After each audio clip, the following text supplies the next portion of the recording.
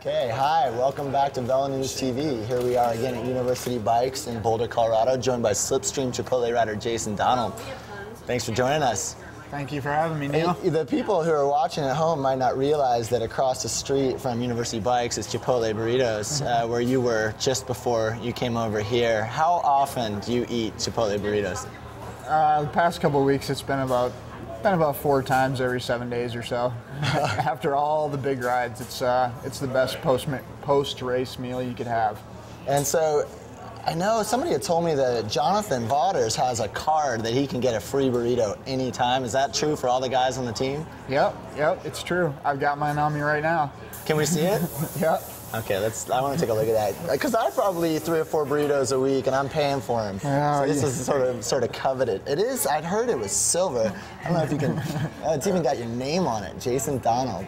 And how happy were the guys at Chipotle? We have a photo in the new issue of you holding the giant mock burrito up on the podium on the stage at the Amgen Tour, California. They must have been pretty pumped about that. I think they were pretty happy. The whole story about that burrito is we didn't even know where it came from. It just showed up one day, like right before the race, and we didn't even know what to do with it. It was just a burrito in a box.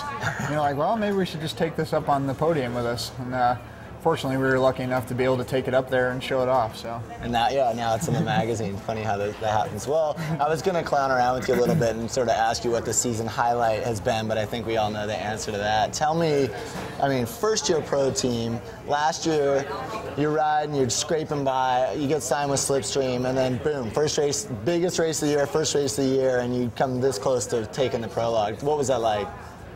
You know, I was thinking about this today because I knew I was going to come in here and talk with you, and I still can't even believe all the guys that were in that race and all the guys that I took down. I don't know, it's still overwhelming, man. I still can't believe it. And for me, I think now it's more of a testament that I'm here to stay, and it's just a good indicator for me of what's to come, hopefully. I mean, what better way to start off the career, man. Yeah. Well, what is to come? I mean, people who maybe aren't familiar with the name Jason Donald, or maybe the first time they heard it was the Tour of California, what type of rider do you see yourself growing into, and what sort of races would you target?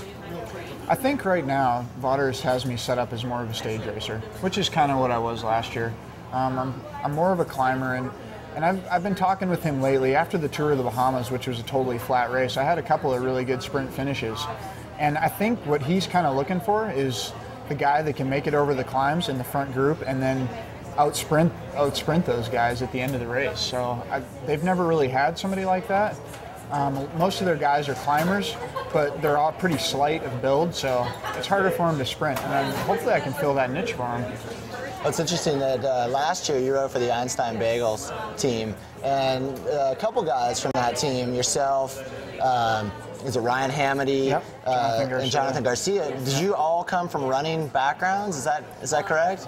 Ryan wasn't nearly as much of a runner as me and Jonathan were. I met Jonathan in college actually, and we were on the running team together at Western State. So, and we were both good runners. And I think your event. The steeplechase. Steeplechaser. Probably maybe the only steeplechaser in pro cycling today. No, that's okay. Here's the thing: is that for me, steeplechase is the most logical event as a cyclist to run, because it's the only event where you don't just run around the track. You got to jump over barriers and you got to run through water, and it requires a little more agility than actual running. And I don't know. That's the reason. I remember showing up for practice on the first day of track season my freshman year and saying, that's what I'm going to do. I'm going to run steeplechase because it's the best. It was the best thing for me because it wasn't just running, because I'm really not that talented of a runner.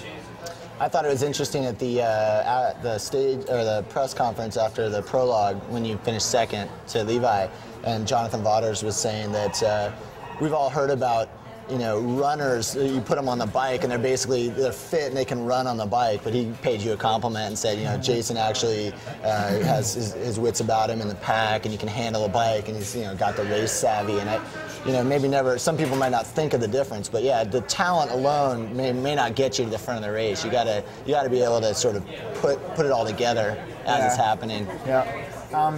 you know, I grew up a ski racer, and we analyzed the best way to go through a turn every day, and I did that for 15 years, and I think that definitely carried over. You know, speed was never a problem for me, and going around a turn wasn't either. So I already had that kind of covered when I finally made it to cycling. So I think it's a good way to get the career started, I think, is have all that kind of stuff under you already. Tell me, did you have any words with Levi at all? I mean, post-race, I know you guys have that sort of like I don't even know what they call it, the tent, the white tent where the press is not allowed and the riders go. And I know you must have had something to say to you. I mean, here's this guy he's never heard of before that nearly takes him down in the prologue. Did you have any sort of dialogue? Yeah, it wasn't the dialogue I expected. And all I'll really say about that is that if it were me, and I saw this new kid come in and almost win the biggest race of his life, I would have had a few more inspirational words for me.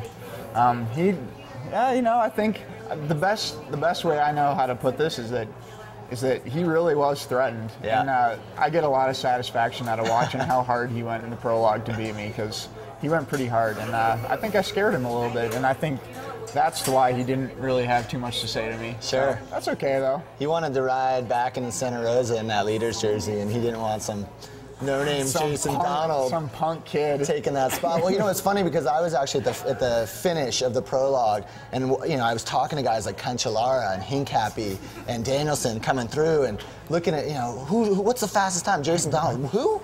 And I was 6-7 seconds behind, and the one person that actually I thought seemed pretty diplomatic about it was Dave Zabriskie. And I said, you know, hey, so what do you think about this guy, Jason Donald? And he thought, hey, good for him.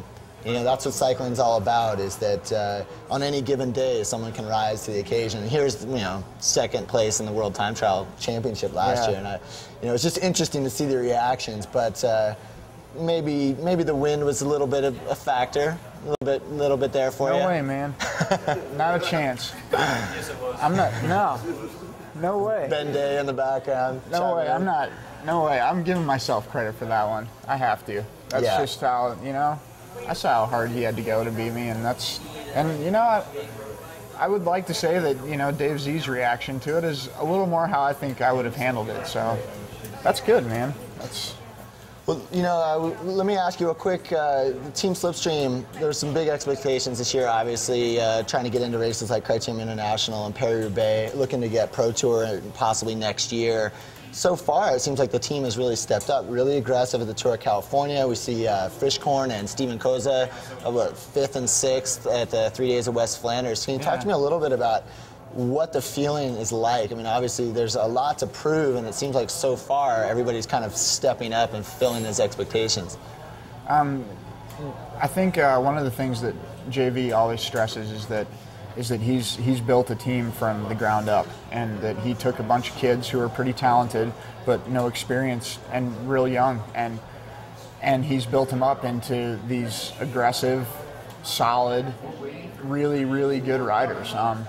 You know, that was my first big race with these guys, and I was extremely impressed with how they handled themselves in pretty much every situation, on the road and off, and I'm very, very happy to be where I am right now. I mean, I've got one example for you. On Sierra, I was hurting really bad, and Sierra Road climb. Yeah, in the Sierra climb. Yep, into San Jose, and I was dropping off the front group, and Will Frischkorn and Steve Koza had been in the break all day long, and I came up to them, and they stayed with me over the climb, and Steve Koza was pushing me over the top of that climb, and he wasn't just tapping me, he was pushing me. Wow. And as soon as we caught on to the group at the bottom, those guys went straight to the front and pulled the last 20K to get us in, and I was just watching them, just shaking my head because I couldn't believe it. I didn't understand where they were getting all this strength from. So, you know, for me, to be on a team like this, it's an automatic step up, you know, like